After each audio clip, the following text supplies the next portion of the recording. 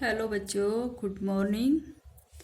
आज हम ज्ञान एवं पाठ्यक्रम वाले पेपर में हमारा जो टॉपिक चल रहा था हिल्दा टाबा का पाठ्यक्रम विकास का प्रतिमान, उसके बारे में आगे अध्ययन करेंगे। कल हमने उनके जीवन काल के और उनकी शिक्षा के बारे में चर्चा कर ली थी। आज हम पढ़ेंगे कि उन्होंने पाठ्यक्रम विकास का जो प्रतिमान दिया वो किस प्रकार का था, कितने प्रकार का था। इन्होंने पाठ्यक्रम विकास के का मॉडल प्रस्तुत किया। ठीक है, तो आज का अपना टॉपिक है हिल्दा टाबा का जो पाठ्यक्रम विकास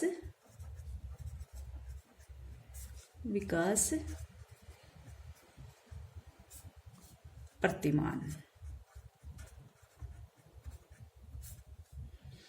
कितने चरणों में था। ठीक है, हिल्दा टाबा जो थे वो एक प्रकार से फीमेल थी। हिल्दा टाबा जो थी उन्होंने जो उनके अनुसार जो पाठ्यक्रम की रचना जो की गई थी वो एक निश्चित क्रम का अनुसरण कर रही थी। तो इन्होंने अपनी एक पुस्तक, इनकी जो एक पुस्तक थी, क्या नाम था उसका, कल मैंने आपको बताई थी शायद, कि उन्होंने जॉन डीवी की देखरेख में एक तो शोध संग्रह और एक पुस्तक लिखी, 7 पुस्तकें लिखी थी उन्होंने। ठीक है, तो इनकी एक पुस्तक थी curriculum development,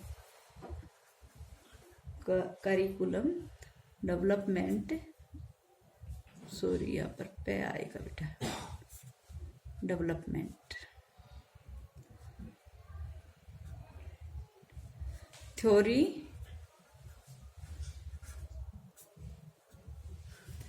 and practice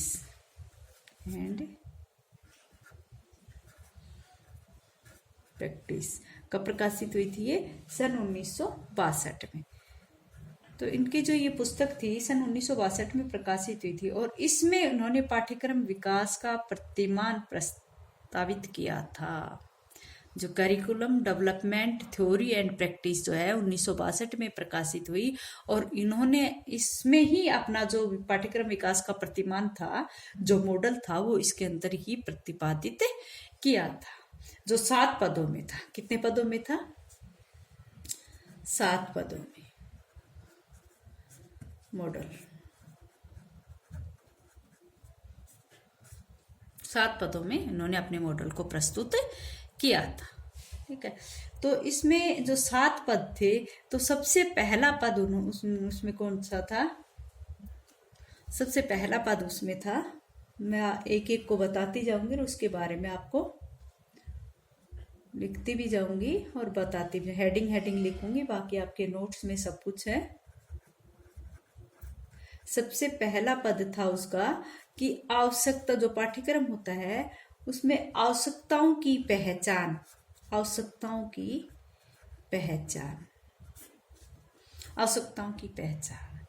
Taba ने अपनी जो बुक थी 1962 में, उसमें पाठ्यक्रम विकास के प्रतिमान का प्रथम पद इसको मनाया, आवश्यकताओं की पहचान।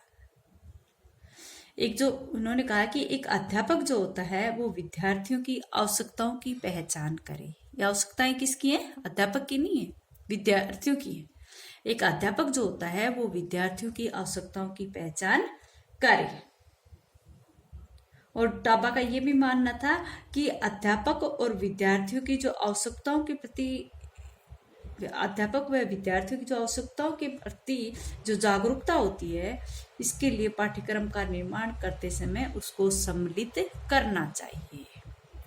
अध्यापक ने समझ लिया कि विद्यार्थी में क्या आवश्यकता है, उसकी किन आवश्यकताओं के अनुसार पाठ्यक्रम चाहिए, तो इसके लिए हमें अध्यापक और विद्यार्थियों की जो आवश्यकताएं सामने आ रही उनको अपने पाठ्यक्रम में समाहित करना चाहिए।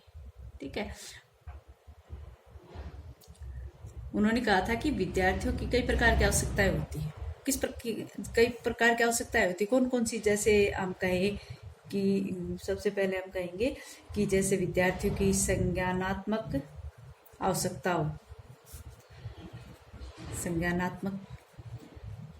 आवश्यकता, या फिर किसी विद्यार्थी की जैसे मनोसामाजिक विकास की आवश्यकता, मनोसामाजिक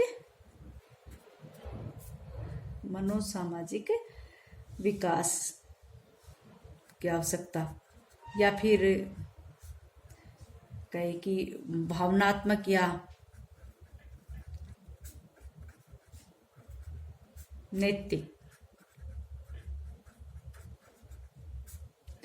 नैतिक विकास की आवश्यकता, या विद्यार्थियों की व्यावसायिक आवश्यकताएं,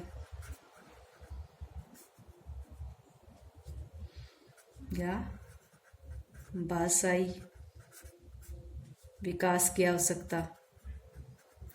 तो इस तरह की जो आवश्यकताएं हैं कौन कौन सी, जैसे संज्ञानात्मक आवश्यकता है, मनोसामाजिक विकास की आवश्यकता है, भावनात्मक व नैतिक विकास की आवश्यकता, व्यावसायिक विकास की आवश्यकता, या फिर भाषाई विकास की आवश्यकता। इस तरह के अनेक बालक की आवश्यकताएं होती है, ठीक है।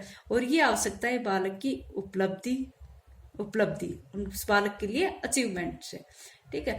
तो पाठ्यक्रम की जो समस्या से संबंधित ये जो बालक की आवश्यकताएं हैं उनको पाठ्यक्रम के अंदर समाहित करना चाहिए, ठीक है। और तो इसके साथ में उन्होंने ये भी कहा कि विद्यार्थियों की जो ये आवश्यकताओं का पता लगाना है तो उनको भी 3-4 चरण उन्होंने बताया था। सबसे पहले उन्होंने बताया था कि समस्या का पता लगाना। अध्यापक क्या करेगा, सबसे पहले उसमें उन्होंने क्या कहा कि अध्यापक समस्या का पता लगाएगा। सबसे पहले समस्या का पता लगाना कि विद्यार्थी की क्या समस्या है। फिर उसके बाद क्या करेगा अध्यापक, समस्या का विश्लेषण करेगा, समस्या का विश्लेषण, ठीक है, विश्लेषण कर। और तीसरी स्टेप पर वहां पर अध्यापक क्या करेगा, कुछ परिकल्पनाओं का निर्माण करेगा। ये मैं नहीं कह रही, ये हिल्दा टाबा ने कहा है, परिकल्पनाओं का निर्माण करना। और लास्ट जो इसका लास्ट स्टेप होगा वो क्या होगा, कार्य के साथ प्रयोग, कार्य के साथ प्रयोग करना, ये होगा उनका करना। एक्सपेरिमेंटल विद एक्शन, कार्य के साथ उसका प्रयोग करेगा। इस तरह से अध्यापक के माध्यम से विद्यार्थियों की आवश्यकताओं की पहचान करना, और ये उनकी आवश्यकताएं होंगी, और ये उनके माध्यम से इस तरह से एक अध्यापक उन समस्याओं का समाधान करेगा और इसको पाठ्यक्रम के अंतर्गत लगाएगा, ठीक है। नेक्स्ट जो है वो है, इन्होंने बताया नेक्स्ट स्टेप जो बताई उन्होंने, दूसरा जो पद उन्होंने बताया इसमें पाठ्यक्रम विकास प्रतिमान के सेकंड पद जो था वो उन्होंने बताया उद्देश्यों का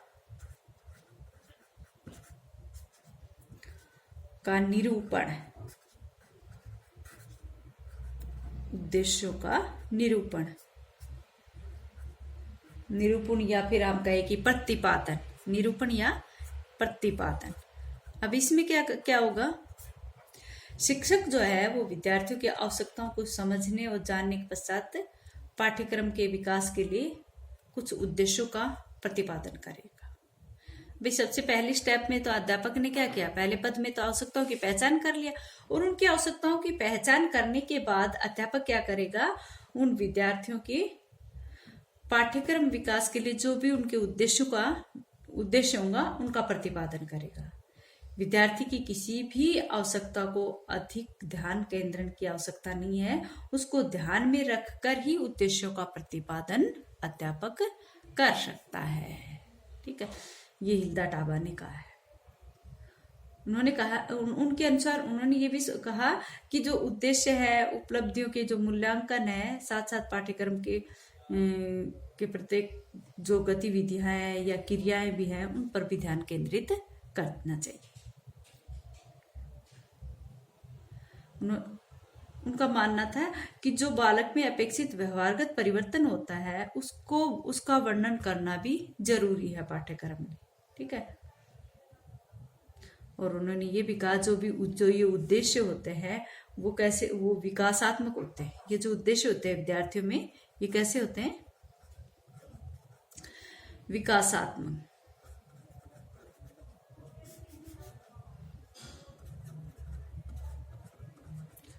विकासात्मक उद्देश्य होते हैं, ठीक है।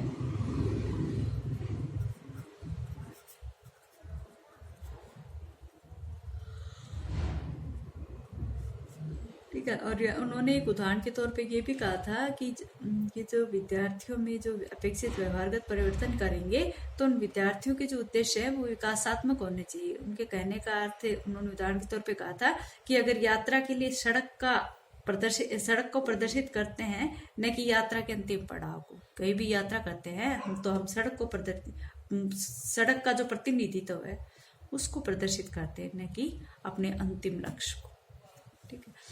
तो ये थे उनके पाठ्यक्रम विकास के जो प्रतिमान थे, उनमें 2 मैंने आज आपको करवाए हैं, आगे कल करवाए।